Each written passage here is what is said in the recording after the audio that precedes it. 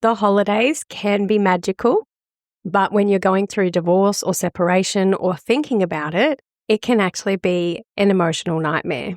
Yeah. So today we're going to be talking about the things that you may come up against during these holidays, whether it's talking to your ex's lawyer, whether it's talking to your ex, the courts, your family, your friends, and managing those co-parenting tensions or still trying to settle your property settlement.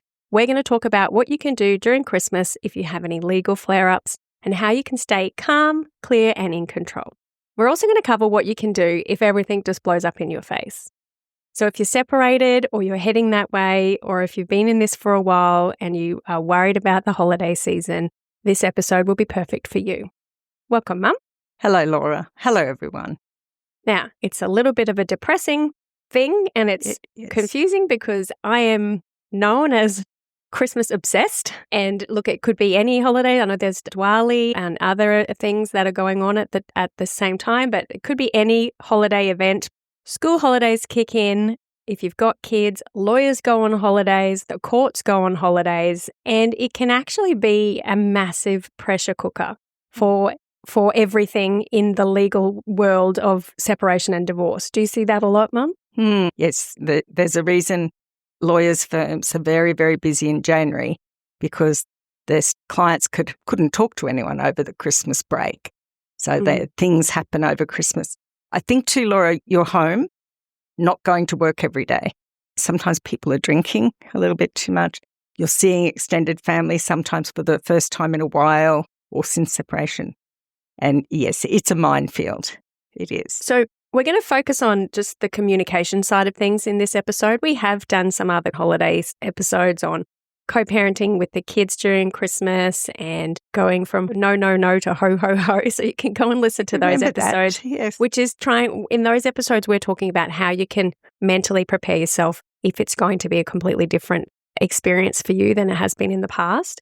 But today we thought we'd focus on communicating. So we're going to talk about communicating with your lawyer over Christmas, talking to your co-parent over the holidays, communicating around property settlement, what happens if you're living together over this break, how to communicate with the kids, and reaching out to the court during the holiday period, what you need to know, and what to do if something blows up. But just a reminder, Mum is not your lawyer. I am not a lawyer. We're just having a discussion about communicating. Please always get your own independent legal advice as each situation is different. Just a warning to let you know there will be discussions of family and domestic violence. If you are triggered by that, please call 13 11 14 Lifeline. If you're experiencing any family violence, please call 1-800-RESPECT, and if you're in danger, please call 000. Hello, I'm Laura, divorced mother of 3, and I'm here with my mother, Lynette Galvin, with 35 years' experience in family law. You're listening to the Divorce Course podcast. Through our candid discussions, we hope to help you through your divorce or de facto separation. We will be answering the most commonly asked questions and covering the stages and steps that you will face on your way to freedom. Let's get to number 1, Mum, communicating with your lawyer. What do people need to know over this break? Because things seem to just shut down and everyone just stops caring. So what do people need to know about their lawyer in this period? All right. So your lawyer will probably close down, certainly between Christmas and New Year, and usually a little bit before Christmas and a little bit after the New Year. So they will be telling you on their communications to you, probably started at the beginning of December, what days their offices are closed. And it's a bit of an avalanche because no one used to close, and then some firms used to close, and then the other firms who weren't closed had no one to talk to because the other firms weren't answering. And so we've had the great holiday now for lawyers, and people are a little bit on their own when it comes to that. So people need to be prepared. And if you've got questions to ask your lawyer, now is the time before they shut down. What can people do if they have questions during the break that they need to ask their lawyer? I'm not talking about blow-ups, but they just have questions. I just, start that draft email, and start to put the questions there as you think of them, and you can get an answer when the law firm opens again. Right. There are some emergency things, but most law firms will be closed. If their ex has a lawyer and their lawyer communicates with them over the holiday break, what can people do? Because they might panic that if they get a legal letter I don't know, the week before and they can't get a lawyer or they can't contact someone or they've got a lawyer but their lawyer's away. How do people deal with that kind of letter? First of all, I'd be very disappointed if any lawyer felt it was appropriate to send a letter right at Christmas to someone else who's self-represented. But these things happen and there may be a reason. Try not to do anything rash. Use your best judgment. You can't go far wrong if you remain child-focused. Maybe document what happened before the letter and what you've done after the letter. And if you get a letter demanding stuff, if you're not sure whether you should say no or yes, just ask for some more time to respond. Look, it's Christmas. I can't get in touch with the lawyer. I'll get back to you in 2 weeks, which works usually if it's stuff. Right. A bit harder with the kids, but set your situation out and try not to say no, never. Just say maybe no, not now because. Right. Okay. So don't freak out if you haven't got a lawyer or you can't get contact with your lawyer. You can always say, hey, my lawyer's away or I haven't had a chance to get a lawyer yet. Can you give me some time? All right. So the next, and you've already touched on it, is co-parenting at this time is a freaking nightmare. If you are hanging out to dry, you don't have court orders. Now, we've got a really good episode called Co-Parenting Without Court Orders. Go and listen to that in case you're wondering what the heck's going on. But, Mum, people have to talk to their co-parents usually during this time. Sometimes, yeah. Is it a good idea to continue child custody negotiations over this period or should you let it have a break? I think, again, you've got to be child-focused. And you probably wouldn't be wanting to negotiate every single thing. You should be focusing on just what happens over the Christmas days and maybe, when the kids come back to you or go to the other side. Do your best to be child-focused at that time and you can't go far wrong. Imagine every text that you send, every email you send, it'll probably be text, is going to end up attached to their affidavit about your behaviour. But if you have genuine concerns about accepting their proposal or agreeing to their proposal, then you need to put your reasons and excuse in writing to the other side. And then the judge will have to read both of those bits of communication together. So I guess you could document every time you have to talk to them or every time they've asked you something, you could document, okay, I made this decision and it's child-focused because X, Y, Z. And then that way you're forcing yourself to think, how am I making child-focused decisions before you make the decision? And then you can feel like that will be a bit of a shield if this all gets thrown at you when everything goes back to normal. And over the years, I've discovered when people are not sure what to do in a situation, if they just consult their feelings about the child and the child's best interests, remembering that no kid ever has objected to 2 Christmases. So Christmas Day is when you say it is, and they won't object if there's a second one. So be careful you're not mixing up your disappointment about Christmas or your feeling about how Christmas should be. Especially, my heart goes out to Laura, and I'm sure yours does too, to anyone where this is the first Christmas where they actually don't have their kids opening Christmas presents in the morning. Yeah. That's really tricky. But like I said, you can open them with the kids 2 days before. Christmas is whatever day you say it is. And we've got a whole episode on that, so please go listen to that. But I think in regards to communicating over Christmas, a big pitfall with your ex, whether you've got kids or not, is arguing over stuff or arguing over anything. There's no point having an argument with your ex, especially over this time. You could put a pause button on it, couldn't you? Yeah, you could. And I mean, look, if you've had a glass of champagne in the morning or if they've had a few drinks, it's not going to be productive anyway. And you say there's no point in communicating. I agree, unless the point of you communicating is to upset the other person. So if you know yourself and you know you're likely to be upset and there's no risk to the children, like you said, Rosie, put a pause on it. You don't have to do this for Christmas. Is this the time, and I think it is, when some people start to feel nostalgic about their exes and change their minds and want to get back together? Do you see that happen with some of your clients or, where I know I've had it in the past, old boyfriends just text you out of the blue on Christmas and you're like, I'm sorry, I haven't heard from you in 3 years. Why are you texting me? Is this the thing that happens and what can people do? So again, not everyone drinks at Christmas, but just beware you're not looking at this through champagne-coloured glasses. Secondly, make sure you're not just being nostalgic, because everyone's on their best behaviour at Christmas, usually. Every house is the cleanest just before the presents get opened. Every garden's tidy. Like if you want to take Australia's portrait, it's Christmas Day, right? And so those sort of upbeat feelings might come back with your ex. Genuinely, if you can make it work, that's great, but it might not be the time to make a massive decision. And if there is something that crops up, you maybe need to put that in a holding pattern and let's talk about it later. I also want to point out anyone who's got a narcissistic ex, there's a thing called hoovering, and they will, if you are on your own and they may pick up on that you may be a bit more vulnerable than usual, they may try to love bomb or hoover you back in. So just make sure you've seen your psychologist and you've got some strategies in place on how to communicate and how to deal with it. And like Mum said, if you don't have kids, you don't have to communicate with these people. If they're writing to you and saying horrible things that indicate they've got really unhealthy mental health, call an ambulance for them, ring their friend and let them know to look after them. It's not your job to make sure that your ex is okay on the holidays anymore. They're your ex for a reason. So don't get manipulated, don't get guilt-tripped, don't get hoovered. Just keep an eye out for those little red flags and maybe ask a friend, is this manipulation? Should I respond to this? And ask yourself, what is the outcome of responding to any kind of guilt-trippy, hoovery messages? How does this progress your relationship? How does this progress your separation? How does it make you emotionally overcome the things you've come over in the past? So really have a think about things before you communicate with your ex. And if the person on the other side is not being narcissistic, if they're genuinely nostalgic and wanting to talk to you, again, any prevarication or wobbles on your part may give them false hope and undo maybe all the good work you've done in sort of confirming the separation.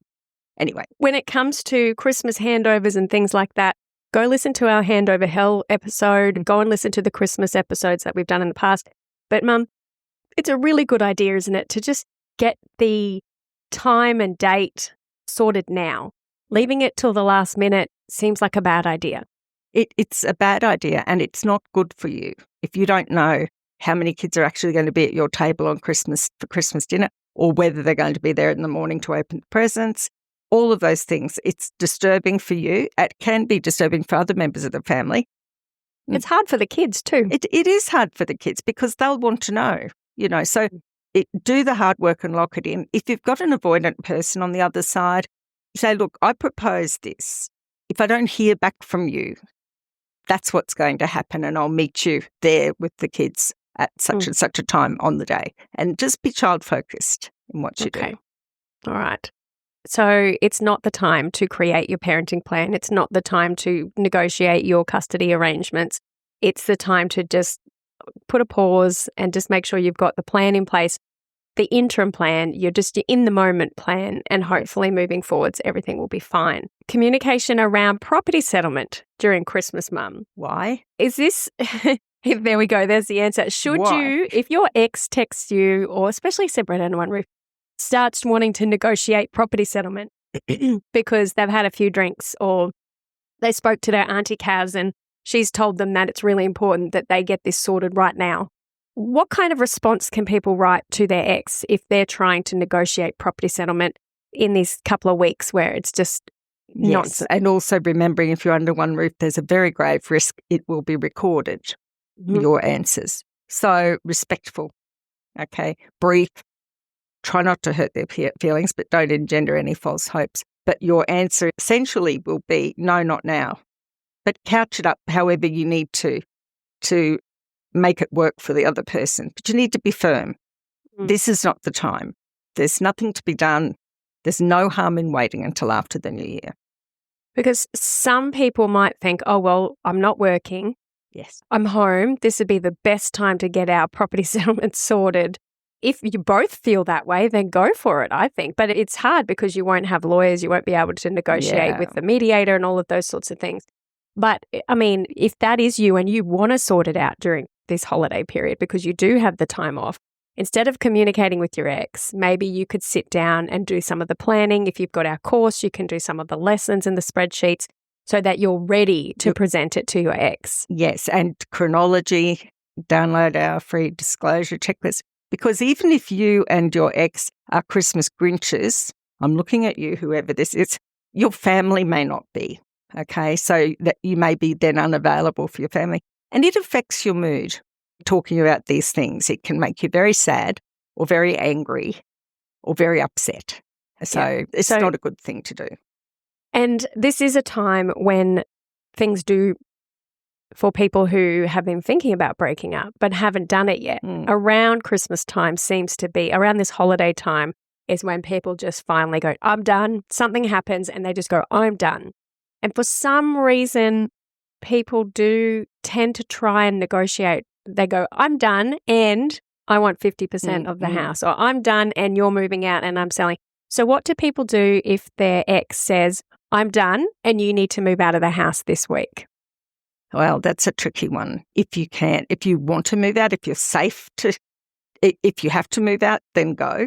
And there have been cases over the years where the other person may have been thinking about separation for some time, but it comes completely out of the blue for you. And next thing you're stranded at your mum's, or one lady many years ago running down the street in her pajamas. So if you're in a situation where things haven't been great, if you're in a situation where you've been talking about separation or even maybe separated under one roof or having a trial separation, there's something about Christmas and the start of a new year that somehow gets people motivated, and things can flare up and you're often taken by surprise.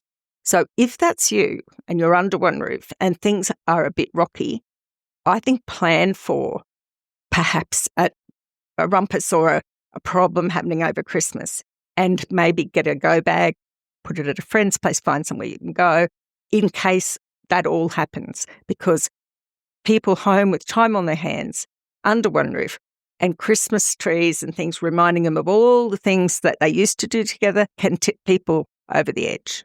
Right. And we are going to talk about at the end what to do if things blow up, but that is really important to have a plan. You don't have to leave the house. If like, I'm just going to say that. You don't have to. You don't have to, do you, Mum? No, so, if you're not, as long as it's safe to stay, you can basically tell them politely to blow it out their ear. Yeah. And you can live separated under one roof until you have property settlement. But don't feel like you're being rushed or pushed into things, because I do know some personality types where they go, all right, well, this is over. Okay, well, now game on. This is how it's going to work and this is property settlement and you need to agree to it now. And a lot of people get pressured into signing things or agreeing to things or told a lot of furfies. So if you've got that time, maybe start listening to the podcast if you've got time over the holidays. I think it's really threatening if someone says, we're separating and you've got to go and you've got to do this, or else it's going to go to court, going to cost us hundreds of thousands of dollars if you don't sign here. Really, that's a threat. That's getting a signature with menaces, isn't it? So what we're trying to say is trying to communicate about property settlement over these 2 weeks of holidays, not a good idea, especially if you can't get to see a lawyer. If you haven't got a lawyer and they start pushing this stuff in your face, just say, hey, is it all right if I can see a lawyer about this before we talk about it anymore? And that gives you the time and the information to get your head around it. All right. So we were touching on this, but we're going to touch on it again. Living together, separated over the holiday season. Now, I know for a fact that at least half of our listeners are living together separated under one roof, because we know how horrible the housing crisis is in Australia. So what kind of strategies for communicating with your ex when you live together in the same house have you got over the holidays? Like, how do you manage Christmas? How do you manage New Year's with your ex? And if there's kids. Yeah. So if there's kids, you'll want to put the tree up perhaps and do things maybe a little bit understated. What do you do about Christmas lunch? Can you all sit together around the table and have Christmas lunch without it turning into a big argument? So those are things that you've got to work through. But it does bring out the nostalgia side in people. So yes, if you're stuck under one roof for Christmas, I think try and keep the days as routine as you can. The only thing is, Laura, of course, is that normally one or both of you goes out to work all day and the kids go out to school. So you really only have that sort of time of interaction, if any, before and after work. Now you're home for 5 days, 6 days straight. Maybe go and take the kids to see your mum or your dad or whatever. Think So about that. But So keep maybe it- you could sort out a roster, maybe, and be Maybe. like, okay, you can be home at these times. I'll be home at these times. Yeah. You can spend time with the kids at these times. I'll spend time with the kids at these times. I think a mistake that people might make is, and look, it's whatever's best for the kids and whatever's safe for you. Mm. But I do see if you've got kids, don't get manipulated into spending time with your ex because of the kids. Okay? If it's really horrible for you mentally to be around your ex, find some ways to kind of have custody of the kids, even though it's under one roof, where you're like, well, I'm going to go and stay at mum's for 2 days or, Yes. move it around, have a roster.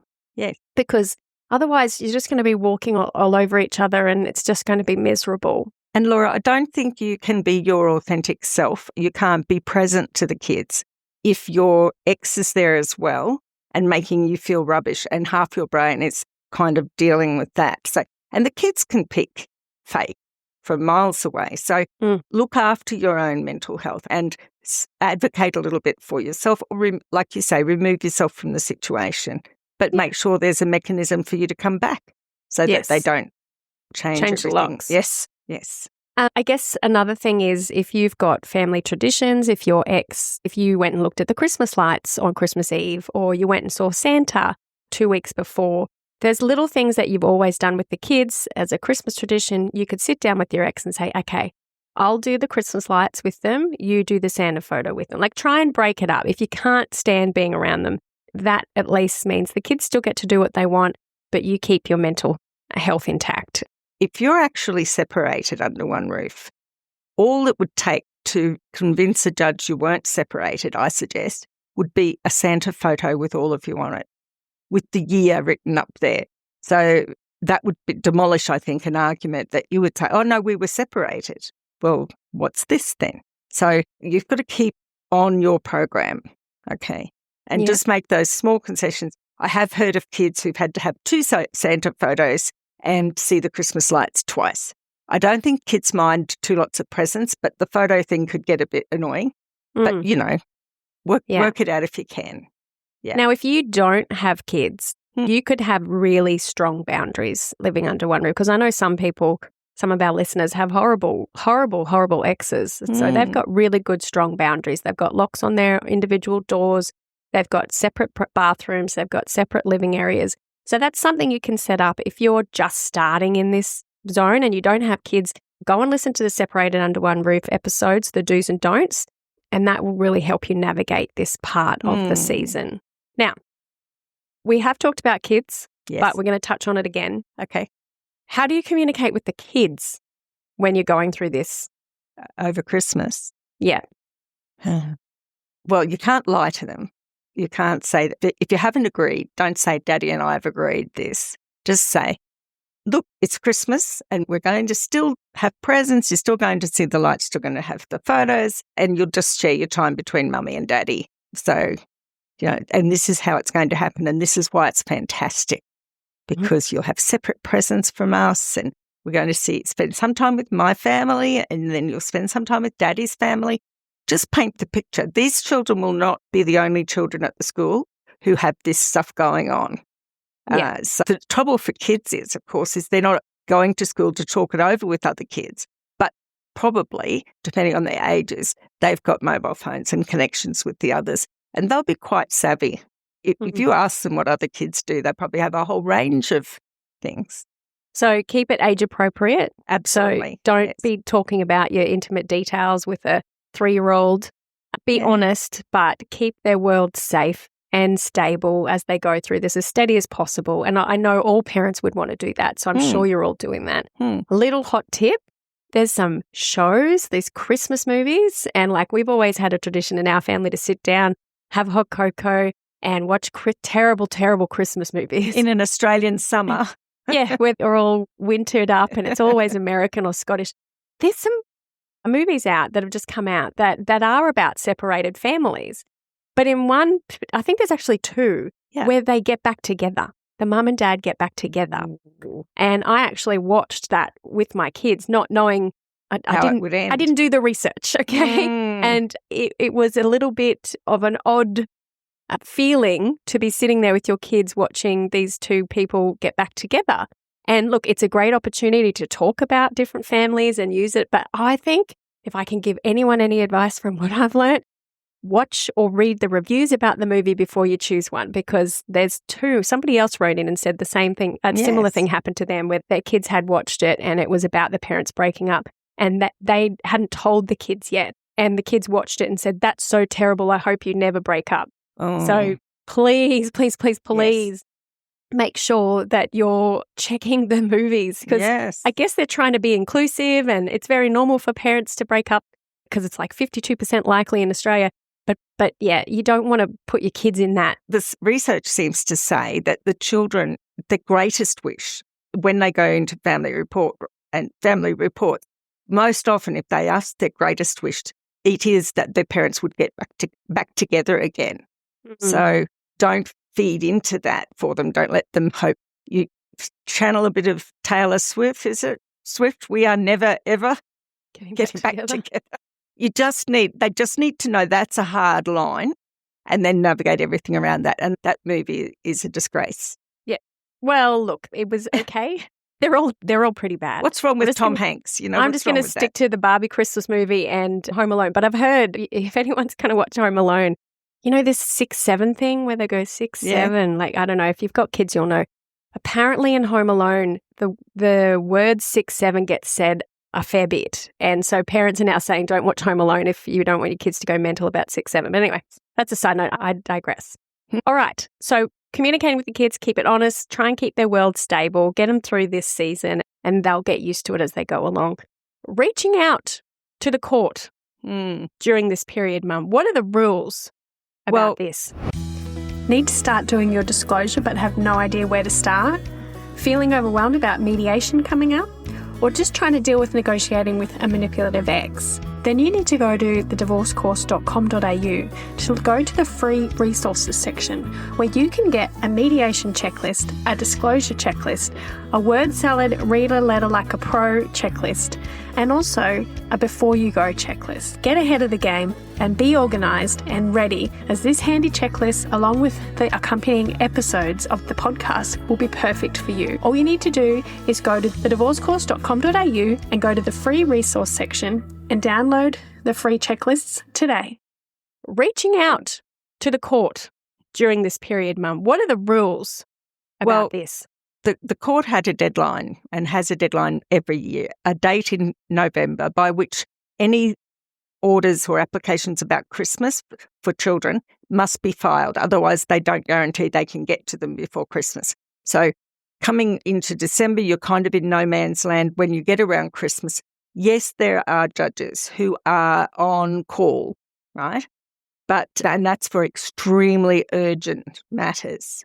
Okay, so they're closed from December 25th until January 6th. Yes. Reopen on January 7th. But Brisbane, Sydney, Melbourne, Perth and Adelaide will remain partially open, and that's what you're saying. That's the judges for the really urgent stuff? Yes, for the really urgent stuff. Go on the website. You can still file, like the portal's available. Still there. Yeah. Okay. The portal's still there, but very slim chance that a judge is going to do anything for you in that period of time. I think it needs to be almost life-threatening or very damaging for the children, for the courts to get involved in children's matters. And I mean, people know that the people with bad intentions, they know you don't have your lawyer around. The court's not available to you during that. So that's when the shenanigans can start.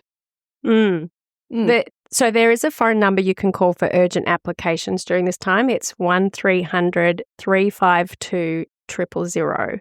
But they are for urgent applications. And then otherwise you can just go to there's an inquiry hub. So you can go onto the FCFCA website. There are going to be some people available at the inquiry centre, skeleton staff during that time. But I would say, Mum, most people, if you haven't got your foot in the door for court, it's not going to happen till after. No, that's right. So in January, it's a lot of mopping up. But don't forget, you keep your chronology. Write down the things that happen and when they happen, because I'm not saying they'll get away with stuff, I'm just saying that you might not get an immediate remedy. Look, if they take off with the children and Well, what is urgent? What is it taking off? If they take off with the children and they're dangerous, that's an emergency. That's right? urgent. That's Okay. urgent. If they are normally having time with the children and they've just decided to not give them back, but there's no risk to the kids, that's not an emergency. Terrible, no, it's really but it's hard. not an emergency. So I'm just going to try and explain it here to anyone who has kids. It's really hard for someone to say to you, it's not an emergency that your ex won't give your kids back, because you're like, that is insane to say that's not an emergency. But to the court, because there's so many of us out there with kids, I guess, the urgent emergencies are the ones where the kids are in danger with the other parent. Sure, it's horrible and it is an emergency, but if they're safe, the court's going to triage the ones that are in danger first, obviously.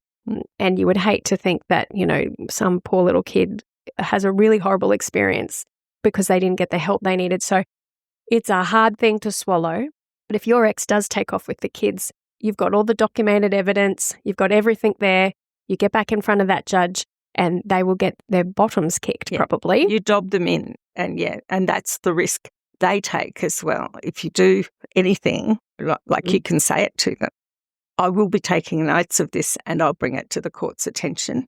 Or in more lay language, I'm dobbing if you do anything like that. And it's this silly season, this silly period where everyone's stretched to their limits. Like I have started a swear jar again every December with my kids because I don't swear hardly ever during the year. But for some reason at the end of the year, I am at the end of my tether. And so I'm trying, I've only sworn 6 times. I'm shocked, Laura. I'm shocked. I brought you up better than that. I know, but I try so hard and I realize, okay, well, if I'm frazzled and my divorce and everything's been settled for a couple of years now, imagine how everybody else is feeling. So, and the fact that everyone, whether you're going through a divorce or not, is stretched to their limits in December, people are going to be behaving their absolute worst. Maybe you should have an eye roll jar for all your teenage daughters. Yes, maybe. But I think, Mum, is it the behaviour that people do around Christmas and holidays what really ends up being in affidavits and showing the judge who people really are? Too right. And Mother's Day and Father's Day. A lack of insight over those events, a lack of child focus. In other words, being elbows out with the kids on those occasions. I mean, that hurts the kids. Not just you, it hurts the kids. So that does have a big bearing, I think. The court looks at that and goes, I've got your measure. Because during the rest of the year, you might have an ex who pretends they're completely normal and they're completely fine. And then at the end of the year, they do something so outrageous because they just can't help themselves. And it's going to hurt you. And the kids might be devastated too. But you can say to yourself, if you're listening to this now, I'm grateful that this has happened because I've got proof to now show the court who they really are. Yes. And it might hurt as well because it might take a month or two to get that in front of a judge. But when it does get in front of a judge, their comeuppance does come. Yep, absolutely. Your chronology is like your weapon of choice when you go to court. So just to add to the chronology, that makes your weapon stronger. And it's those things like you'll often read in a judgment, Laura, that one pivotal point or one pivotal fact impacts the judge so much they actually mention it in their judgment, And that goes for property as well. If your ex is starving you out or financially controlling you during Christmas holiday season is the worst time that they do it.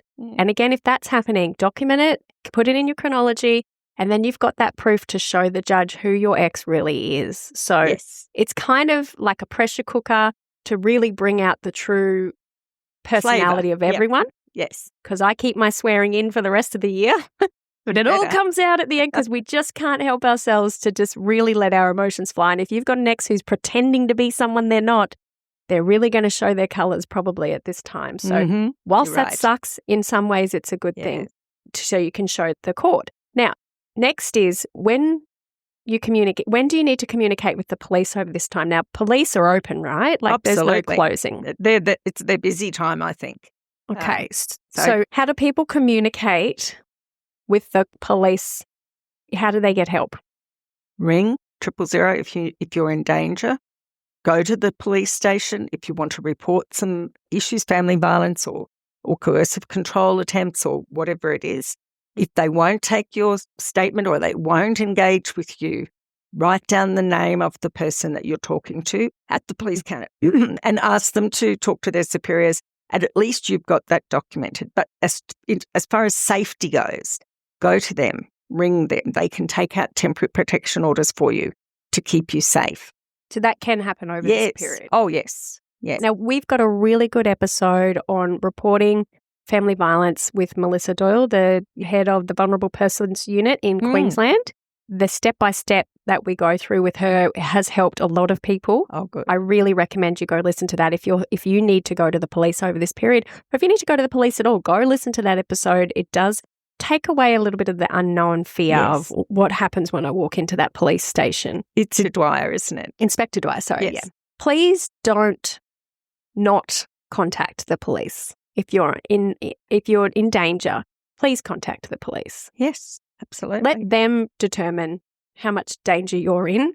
But if you feel really unsafe, if you feel like you're in trouble, you call the police and get someone to reality check and talk you through, because sometimes when you've been in a relationship for a long time, your version of danger and safety might be a little different. But, I think you can't trust, with all due respect to our fine police, they don't know the backstory. They're coming in at a point and then they're investigating what happens around that point. You, on the other hand, have had a lot of experience with your ex, and trust your gut. Yeah. If you're scared and you think you're at risk, there's no harm in you going and staying in a hotel or staying at your mum's or staying at a friend's place for a couple of nights.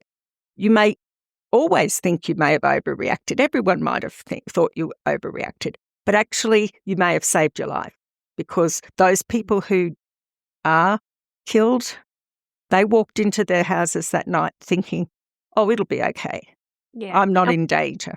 What I was trying to say, Mum, is I think people in this situation minimise their going through. Oh, yes. And maybe you've been in a domestic violence situation, or you've had a friend who's told you, well, he does this and he does this and he does this, and your jaw is on the floor. And they're like, well, it's not that bad. And they're like, yes, it is. Like, that's bad. And sometimes until you tell somebody else, they don't realise how bad it is. Now, I'm not going to get your hopes up with coercive control stuff. I do think that it's not going to immediately be solved by the police at all when you walk in and tell them if there's coercive control. But I do think they fast acting for family violence, other family violence that is physical or that you can prove quite easily, property damage, etc. So, have a think and go and speak to someone. There's no harm in speaking to the police. No. There's absolutely no harm in it. And coercive control sometimes does have evidence that you can use. So think about if you've had 20 text messages asking the same thing, that's evidence. The thing with coercive control is the person who's doing it doesn't know how not to do it, because that's how they've always interacted with you. So they'll keep putting out some evidence. Yep. So if you need to, go do that. And of course, call 1-800-RESPECT if you're in Australia. They can help you be linked up with some other services as well if you really need it, because this is going to be a time when things flare up. So I don't want to scare anyone, but it's really important. And Lifeline too. And Lifeline 13, 11, 14 if you need support. In Australia. Now, we've already done a whole episode on talking to families and setting boundaries, but I just wanted to put it in here that it's really important that you set some boundaries with your family as well as their family. You may find your ex-mother-in-law reaches out and tries to get you back together. You may find your ex-sister-in-law reaches out and tries to guilt trip you or whatever. But what you need to be doing is setting firm boundaries with everybody, because everybody's going to have an opinion about your breakup. Yep, absolutely. You might have an old Aunt Fanny going, he always seemed really nice to me. Yeah. So you need to set some. I'm not going to be talking about my divorce today. Fine. Yeah. Let's just concentrate on happy things today, Gran. Yeah. So try and come up with some canned responses that you can say to your mum, to your brother, to anyone in the family who wants to talk about it, because I'm sure you probably need a break from it. I know it's really hard not to think about it and it be running around in your head the whole time. And you might not have seen some people for a long time and you might be wanting to tell them all of this stuff. But you need to give yourself a break from it And the courts are closed, the lawyers are closed, everybody's closed. Use this time to give yourself a little bit of a break. I agree, Rose. I agree. I mean, you can practice just a smile, an enigmatic smile. It's just really none of their business. And Beeswax. It's none of their beeswax. That's right. What do we do if it blows up during Christmas? And you've already touched on a little bit of having a bag. Everybody listening today is going to know exactly the likelihood of what their ex is going to do over this period. If you're living together, what kind of things are they going to do? If they're manipulative and controlling, are they going to turn off your money account? Like, what are the things that are going to happen? Are they going to do something silly with the kids? Yes. And you need to have a plan. Yeah. And one of the best things we think you could do, I mean, the safety thing, obviously you need a safety plan, 100% a safety plan if you're in danger. Yep. You can call 1-800-RESPECT. They'll link you up with a service to create a safety plan, because you're not going to be in the right headspace to have an exit plan strategy in the moment. So you need a safety plan. Even if you think it's the most ridiculous thing and you'll never need it, you might actually, and you'll thank yourself for doing it. But you also need an emergency plan for if your ex does X, Y, Z. So this is your homework for anyone who's listening. I want you to sit down for 5 minutes, and this is kind of a horrible exercise, and I don't want you to manifest any of this happening, but just think about what potential dramas are going to crop up, be created by your ex. What's going to happen and what are you going to come up against? And this is the time to contact your lawyer and say, what happens if this happens? Yes. What do I do if this happens? And create a plan. The most common one that has come up in the past for me is that the children go to someone's place and then they're meant to change over on Christmas Day, which I really don't think is a good thing for the children. I think give them a full day with each parent and they can have 2 full Christmas days. But anyway, if they're meant to have a changeover halfway through, suddenly the person who's meant to give them back says, oh, I can't come at the moment, probably because they've had something to drink or they're in the middle of a motion. So you're left hanging for the children, or you have to go over and face the family and be seen to wrench the kids out and take them back. So that sort of thing, the pick-up, drop-off thing, think about who's most likely to be unable to drive and who lacks the insight to know that they're probably going to be unable to legally drive with your children in the car, and set your plans up accordingly. And you don't want the kids on the footpath outside one parent's house with their presents waiting for you to pick them up. That's awful. You don't want, the other person is likely to say, you can't take your presents home. I think that's the most disgusting thing. But if that's going to be said, you can't take your presents home, maybe you need to have it at your place in the morning and then drop the kids off. So, you know, if you've got to change over on Christmas Day. But that's the biggest thing, is last minute changes in the travel arrangements for the kids. Okay. So have a think. What is your ex likely to do? What potentially could happen?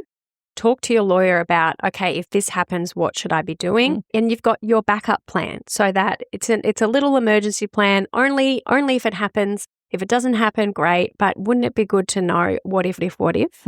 So that's a really good idea. And Mum, as you've said, having a bag packed, particularly if you are in an unsafe situation, or having that bag packed and somewhere else already, so that you can get away if you need to. And some things for the kids. If there's likely to be violence and abuse, have a little pack for the kids as well somewhere else, so that you can just go. Yeah. But family violence aside, this is a time when everyone loses their biscuits a little bit. Like you said, Mum, a lot of people do a lot of drinking at this time, and a lot of people are at the end of their tether. So this is when some people can really show their true colours. So really have a little think and be proactive. If you've got a narcissist, go listen to the Narcissist Playbook. Have a look at all of the things there that we list that they do, and have a little plan for how you're going to deal with that. They're predictable, so that's helpful. But you know your ex better than anybody else. So make that plan and get the knowledge together so you know what you need to do. And it might not seem always just or fair, right? It might not seem fair if they do something they're not supposed to do. For instance, not having the kids available and not letting you pick them up at all on Christmas Day. But you need to prepare yourself for that, because the alternative to accepting it and moving on and dobbing them in later on to the judge, the alternative to that is probably going over, making a scene, dragging the children out. I know kids who hate Christmas. They've grown up as adults who hate Christmas because of the fights over Christmas Day. So if anyone's going to be hurt on Christmas Day, it needs to be only you, and try not to have the children feel that as well. That's really sad. And on the plus side, if a judge gets to see that they kept the kids, usually they arrange it so that you get the kids for the next Christmas. They do.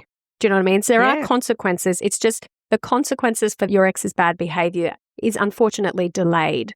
But your reaction to their bad behavior can be all the difference between whether there is a consequence for their bad behavior or not. So you need to really, really be quite put together and calm and confident and know that this isn't a forever thing.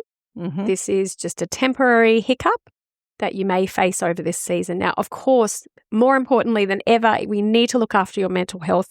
We have really good episodes on how to get through Christmas with family and friends and all the drama that goes on top of that, being alone for Christmas Day. Please go listen to those episodes as well. But I think today it was really important that we talk about all the communication that you have to deal with over this time.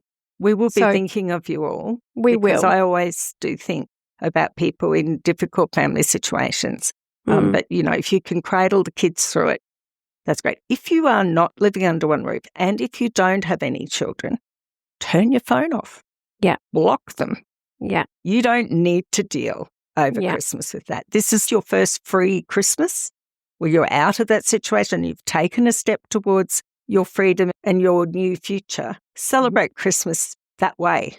Yeah. And like you say, Lois, if you've got a plan that you've made when you were cool, calm and collected that you can look at on Christmas Day and go, that doesn't seem right. Oh, maybe it is. I'll just follow my plan. Yeah. Yeah. And look, guys, I was there. I've had to go through Christmases without my kids and I'm the biggest Christmas nut you can imagine. I've got Christmas decorations all on there and it was so hard, but found some ways to get through it. We talk about it in the other episodes and it does get better. It gets so much better and your life will get better. You just got to get through this bumpy patch. So I had biggest mine too, Laura. I had mine on and it was heartbreaking. But the fact that you love Christmas so much means that I did the right thing somehow. And your kids still love Christmas so much. So, shielding them through is a lifetime benefit for you. And, I'm over it. I mean, I got over it eventually, as did you. Yes. Well, I wasn't allowed to bring my Christmas presents back from Dad's house. I remember, yes. I spent what did I do? A lot of money. You got me exactly the replicas, and I spent a lot of money recently buying one in box as well. So I've got some trauma still to work through. That was grocery money I had to spend. But trying to make sure that the children didn't miss out too much. It was Peaches and Cream Barbie. Poor Peaches and Cream. Anyway, now I'm a crazy Barbie collector, so there you go. That's trauma for you. Touching on the fact that we are getting some amazing comments written and we would love for you to comment and let us know what are your strategies for getting through this season? What are you going to try? Has something worked in the past? Have you seen a terrible Netflix movie that everyone should avoid if they're going through divorce? Let us know. Also, we choose one person every month to receive a free call from Mum. We'll be doing that in the next 2 weeks. So make sure you're getting those comments in and rating and reviewing us, which is fantastic. Thank you so much. And I just wanted to mention, because someone emailed us the other day, my name is actually Laura Rose. And everyone in the family calls me Rosie or Rose. So Mum sometimes says Laura and sometimes says Rose or Rosie. And people were like, have you got a fake name? Were they? She was worried that people would think I had a fake name. Oh, I see. So no, it's a nickname. It's a nickname, just in case people are thinking that Mum's gone crazy. It's an endearment name. It's yes. Oh, nobody else calls it me that, just everybody in the family. Yeah. All right. Thank you so much, everyone. Thank you so much for your time, Mum, and we'll be back next week. Don't forget to like, subscribe and share if you think you want to pass this forward to someone who might need it this Christmas. Over this holidays, yeah. Take care, darling. everyone. Bye, Mum. Laura Rose. Bye, Mum. Everybody. If you found this podcast helpful, we'd love it if you could rate, review and subscribe. By doing so, you are spreading the word to help someone else just like you. Lynn would like to remind you that this podcast is general advice only and you should always get legal advice in relation to your particular situation. And remember that the Australian laws may have changed since recording.